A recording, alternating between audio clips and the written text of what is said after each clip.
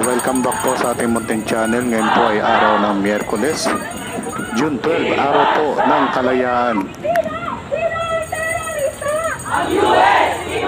So kabayan, dito po tayo sa may Ross Boulevard. Malapit na po tayo sa Embahada ng Amerika, na kung saan ngayon po ang ika-126 na anibersaryo ng araw ng kasarinlan. Ang tao, ang bayan! Ngayon po kinalampag po ang araw ng kalayaan. Ito pong Ross Boulevard, no? So marami na pong kapulisan dito, kabayan, no?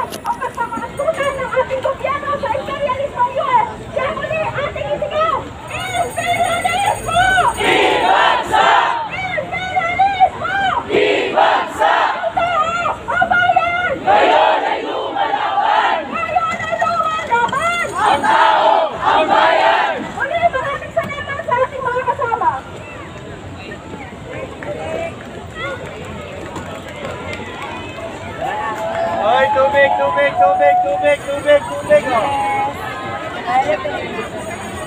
So kabayan, ito po yung kaganapan dito po sa kahabaan ng Rojas Boulevard.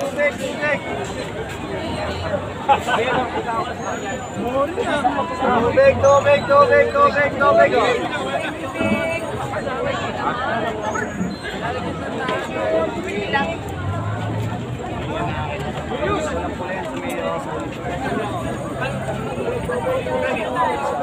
You have to say. 1, 2, 3, mahiwagan sa namin.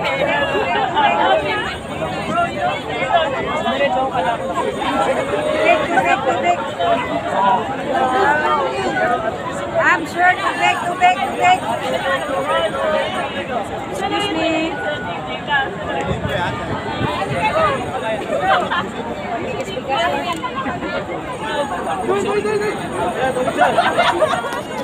So kabayan, no, ayon sa ating observation dito, no, matiwasay naman po ang kaganapan dito.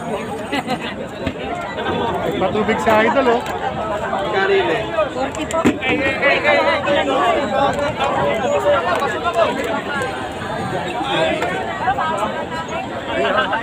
Tubig. Thank you, sir. Lilo, ikaw.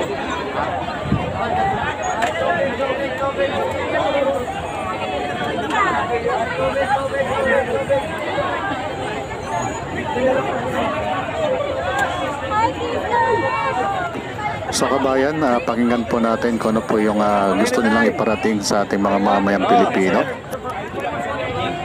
Jerome Adolis, KM Secretary General. Okay, sir, ano po yung Well, nandito po kami sa magmamarket kami sa harapan ng Embahada ng Estados Unidos para malakas na i-restore yung panawagan ng mamamayang Pilipino na hanggang ngayon walang tunay na kalayaan sa Pilipinas. So nananatili tayong kontrolado, dinidiktahan ang gobyerno ng Pilipinas ng Estados Unidos, ng China at ng iba pang mga makapangyarihang bayan sa buong daigdig. Kaya po ang resulta ng ganitong pagpapakatuta ng mga nagdaang administrasyon hanggang kay Bongbong Marcos, ito ay nagre-resulta ng napakalubang krisis pang ekonomiya. Maraming mga Pilipino, mga manggagawang Pilipino, marami walang trabaho. Kung meron man, napakababa ng sahod, hindi nakabubuhay. Temporaryo o contractual sa kanilang trabaho, both public and private. At hanggang ngayon po ay binabiolate grossly yung aming constitutional and labor rights sa usapin ng freedom of association. 72 na mga leader at organizer ang pinatay sa ilalim ni Duterte at nagpapatuloy sa ilalim ni Bongbong Marcos. Ongoing pa po ang International Labor Conference sa Geneva. Nandun ang kinatawan ng gobyerno sa pangunguna ng Department of Labor, nagkakalat ng kasinungalingan na ang buhay daw ng mga manggagawang Pilipino ay relatively maayos kumpara sa nakdaang administration. Pues isa itong malaking kasinungalingan. Malinaw na lalong naghihirap ang mamamayang Pilipino sa halos 2 taon ni Bongbong Marcos. Walang bangon Pilipinas, walang bagong Pilipinas ang meron sa ilalim ni Bongbong Marcos ay bulok na Pilipinas. nasasadlak sa lumalubang krisis, nasasadlak sa napakatinding kawalan ng trabaho, serbisyo, kawalan ng seguridad sa pagkain, nagpapatuloy ang iba't ibang forma ng illegal arrest, atake at pagpatay sa mga progresibo, sa mamamayang kritiko ng kapalpakan ng gobyerno ni Bongbong Marcos. Kaya naririto po kami, no? Para isigaw na walang tunay na kalayaan. Hindi tayo ipagtatanggol ni Bongbong Marcos laban sa China. Ang relasyon po ni Bongbong Marcos ay mas malapit sa Estados Unidos. Ang US ay nanguupat, nanunulsol para gawing maluba ang tensyon sa pagitan ng China at ng Pilipinas at itulak tayo sa isang gyera at kapag nagkaroon ng gyera, magbebenta ng armas ang Estados Unidos in the expense ng mamamayang Pilipino. Ganito po ang ginawa ng US sa Palestine. Tinulak niya, sinulsulan ng gobyerno ng Israel para gawin ang genocide ngayon sa Palestine. Hindi po malayo na ganyan ang mangyari sa atin sa Pilipinas. Gusto namin irehistro. Ayaw namin sa US, ayaw namin sa China. Gusto nating independent foreign policy. Mga Pilipino ang magtatakda at magtatanggol sa ating pangkalahatang seguridad at soberanya. Subalit hindi po namin yan makakamit sa ilalim ng puppet fascistang gobyerno ni Bongbong Marcos.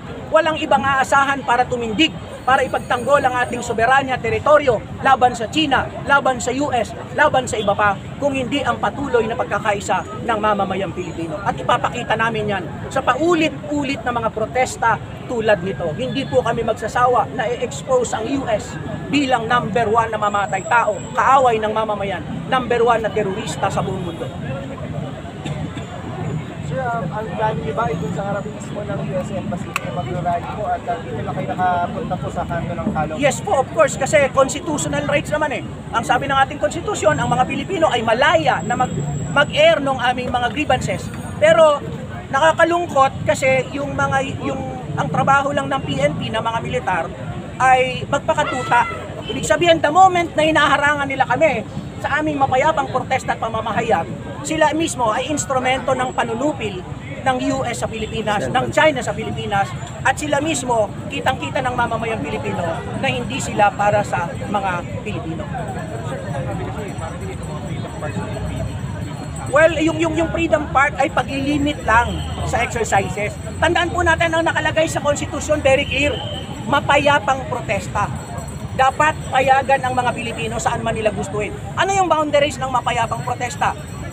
Dapat hindi ka armado ng barel. Ang tanong, armado ba kami para pigilin nila? Ang dala namin placard, mga panawagan, megaphone. Diba? Yung mga magnanakaw nga sa kaba ng bayan ng gobyerno, hindi nila mahuli-huli, protector pa. Kami na ang isinisigaw namin ay interes ng mamamayan, kalayaan ng mamamayan, nakabalandra sila dyan. Mahiya naman sila. Kami, ang mamamayang, ordinaryong mamamayang Pilipino ang nagpapakain sa kanila. Pinasusweldo sila sa pamamagitan ng tax, and yet ang pinagtatanggol nila yung mga nagsasamantala sa mamamayan. Kaya kasama sila sa mga kriminal. Boss, malaking achievement naman na umabot tayo sa almost side na tayo ng US Embassy mo. Sa iyong pambatan to, malaking achievement sa may para sa inyo. Yes po, malaking achievement ito kasi contrary doon sa programa ni Bongbong Marcos na ipagyayabang na maayos ang kalagayan ng mga manggagawa at mamamayang Pilipino, na ina-address niya ang matagal na problema natin. So the moment na may ganitong protesta, ito ay validation na pinagtatakpan lang ni Bongbong yung malalang krisis, kahirapan at human rights violation. Kaya po ito ay idinideklara namin, tagumpay ito at kailangan natin yung mga ganitong protesta. Gaano ba kalala yung political and military intervention ng Amerika sa Pilipinas? Well, yung patuloy po na pag-attempt ng US na maglagay ng direktang base militar sa ating bansa, no? Yung mga US bases na plano nilang itindig sa mga estratehikong rehiyon sa buong bayan ay isang napakadelikadong banta sa ating seguridad. At yung tuloy-tuloy na walang taning labas-masok nila. Mas maswerte pa nga ang mga Amerikano, sundalo, papasok sila sa Pilipinas kahit anong oras nila gustuhin. Pero ang mga Pilipino, lalo na yung mga mangingisda, ay tinatakdaan nila ng oras. Hindi kayo pwedeng pumunta sa ganitong lugar dahil sa may mga security threat. So, walang ibang threat sa seguridad ng Pilipinas kung hindi tuloy-tuloy na pakikialam ng Estados Unidos at ng China. Thank you, boss. Thank you, boss. Thank you, boss.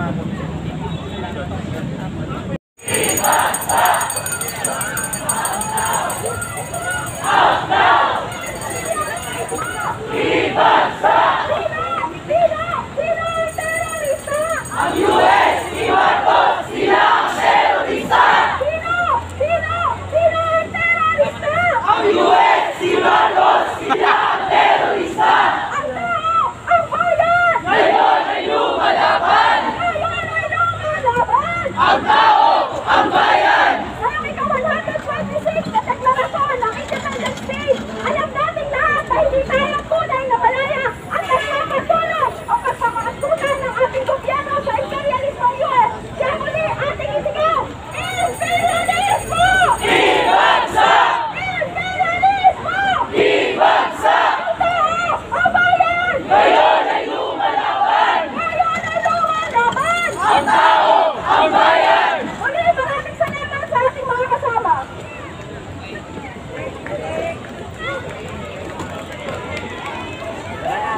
Ay, tubig, tubig, tubig, tubig, tubig, tubig. Oh.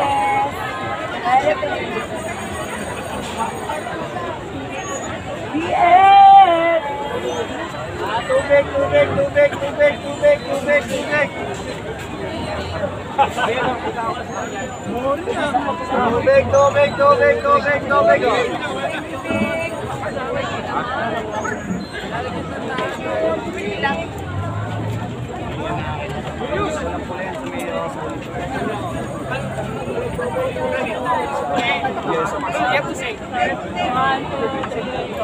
Mahiwagan sana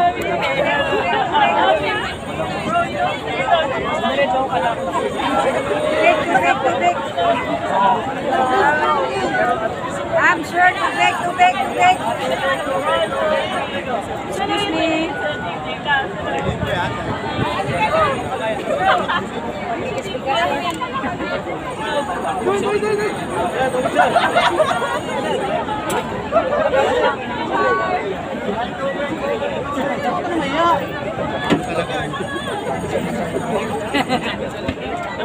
Patubig sa idol, oh. Karili. 40 po.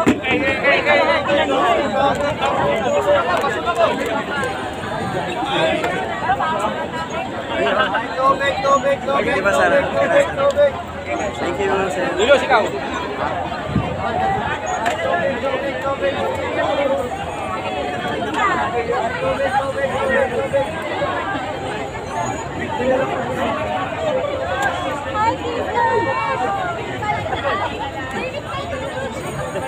Anytime. Oh, sir. Jerome Adonis, KM Secretary General. Okay, sir, ano po yung Well, nandito po kami sa magmamarch kami sa harapan ng Embahada ng Estados Unidos para malakas na i-rehistro yung panawagan ng mamamayang Pilipino na hanggang ngayon walang tunay na kalayaan sa Pilipinas. So nananatili tayong kontrolado, dinidiktahan ang gobyerno ng Pilipinas ng Estados Unidos, ng China at ng iba pang mga makapangyarihang bayan sa buong daigdig. Kaya po ang resulta ng ganitong pagpapakatuta ng mga nagdaang administrasyon hanggang kay Bongbong Marcos, ito ay nagre-resulta ng napakalubang krisis pang-ekonomiya. Maraming mga Pilipino, mga manggagawang Pilipino, marami walang trabaho. Kung meron man napakababa ng sahod, hindi nakabubuhay, temporaryo o contractual sa kanilang trabaho, both public and private. At hanggang ngayon po ay binabiolate grossly yung aming constitutional and labor rights sa usapin ng freedom of association. 72 na mga leader at organizer ang pinatay sa ilalim ni Duterte at nagpapatuloy sa ilalim ni Bongbong Marcos. Ongoing pa po ang International Labor Conference sa Geneva. Nandun ang kinatawan ng gobyerno sa pangunguna ng Department of Labor, nagkakalat ng kasinungalingan na ang buhay daw ng mga manggagawang Pilipino ay relatively maayos kumpara sa nakdaang administration. Pues isa itong malaking kasinungalingan. Malinaw na lalong naghihirap ang mamamayang Pilipino sa halos 2 taon ni Bongbong Marcos. Walang bangon Pilipinas, walang bagong Pilipinas ang meron sa ilalim ni Bongbong Marcos ay bulok na Pilipinas nasasadlak sa lumalubang krisis, nasasadlak sa napakatinding kawalan ng trabaho, serbisyo, kawalan ng seguridad sa pagkain, nagpapatuloy ang iba't ibang forma ng illegal arrest, atake at pagpatay sa mga progresibo, sa mamamayang kritiko ng kapalpakan ng gobyerno ni Bongbong Marcos. Kaya naririto po kami, no? Para isigaw na walang tunay na kalayaan. Hindi tayo ipagtatanggol ni Bongbong Marcos laban sa China. Ang relasyon po ni Bongbong Marcos ay mas malapit sa Estados Unidos. Ang US ay nanguupat, nanunulsol para gawing maluba ang tensyon sa pagitan ng China at ng Pilipinas at itulak tayo sa isang giyera at kapag ka nagkaroon ng giyera, magbebenta ng armas ang Estados Unidos in the expense ng mamamayang Pilipino. Ganito po ang ginawa ng US sa Palestine. Tinulak niya, sinulsula ng gobyerno ng Israel para gawin ang genocide ngayon sa Palestine. Hindi po malayo na ganyan ang mangyari sa atin sa Pilipinas. Gusto namin irehistro, ayaw namin sa US, ayaw namin sa China, gusto nating independent foreign policy, mga Pilipino ang magtatakda at magtatanggol sa ating pangkalahatang seguridad at soberanya. Subalit hindi po namin yan makakamit sa ilalim ng puppet fascistang gobyerno ni Bongbong Marcos. Walang ibang aasahan para tumindig, para ipagtanggol ang ating soberanya teritoryo laban sa China, laban sa US, laban sa iba pa, kung hindi ang patuloy na pagkakaisa ng mamamayang Pilipino. At ipapakita namin yan sa paulit-ulit na mga protesta tulad nito. Hindi po kami magsasawa na i-expose ang US bilang number 1 na mamatay tao, kaaway ng mamamayan, number 1 na terorista sa buong mundo. Sir, ang plano niyo ba ay dun sa harapin mismo ng US Embassy na mag-rally po at dito na kayo nakapunta po sa kanto ng Caloocan? Yes po, of course, kasi constitutional rights naman eh. Ang sabi ng ating konstitusyon, ang mga Pilipino ay malaya na mag-air ng aming mga grievances. Pero nakakalungkot kasi ang trabaho lang ng PNP na mga militar ay magpakatuta. Ibig sabihin, the moment na hinaharangan nila kami sa aming mapayapang protesta at pamamahayag, sila mismo ay instrumento ng panunupil ng US sa Pilipinas, ng China sa Pilipinas, at sila mismo kitang-kita ng mamamayang Pilipino na hindi sila para sa mga Pilipino. Well, yung Freedom Park ay paglilimit lang sa exercises. Tandaan po natin ang nakalagay sa konstitusyon, very clear, mapayapang protesta. Dapat payagan ang mga Pilipino saan man nila gustuin. Ano yung boundaries ng mapayapang protesta? Dapat hindi ka armado ng barel. Ang tanong, armado ba kami para pigilin nila? Ang dala namin placard, mga panawagan, megaphone. Diba? Yung mga magnanakaw nga sa kaba ng bayan ng gobyerno, hindi nila mahuli-huli, protector pa.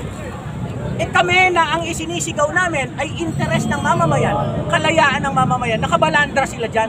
Mahiya naman sila.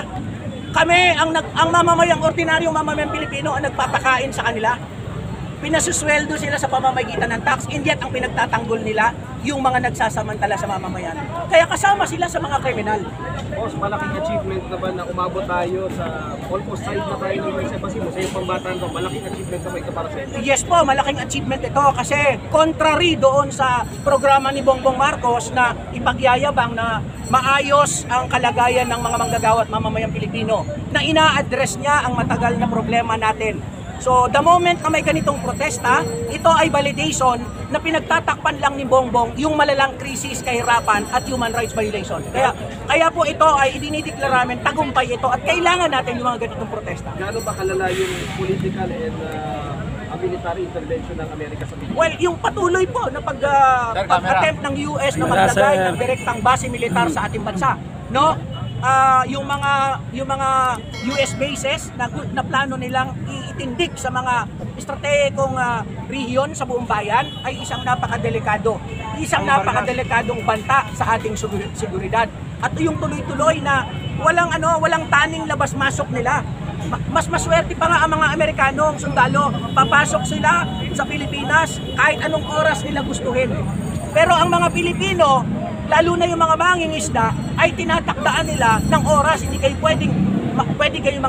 pwedeng pumunta sa ganitong lugar dahil sa may mga security threat.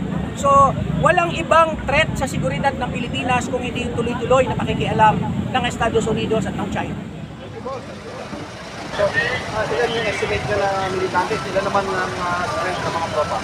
Yung bilang ng ating hanay dito mula sa itong pambansang polisya, ganun na rin yung ating SDSO at Manila Police District. Dapat yung ating hanay nandito ngayon.